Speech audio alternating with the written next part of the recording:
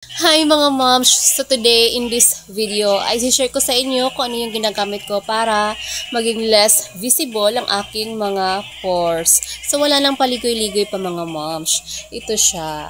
Ayan. So nabili ko sa TikTok. Buy one, take one. So ito siya mga moms. Ayan. So yung name niya is The Ordinary. Niacinamide 10% plus zinc 1%. So, the Abnormal Beauty Company. So, ayan. So, direction for use mga moms. Apply to entire face, morning and evening, before heavier creams. So, if irritations occur, cease use and consult a physician.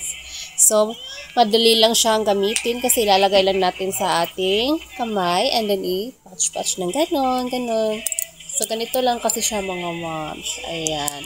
So, maganda siya gamitin dahil nalilesen talaga yung mga pores. And then, nagpapa-brighten ng ating skin. As you can see.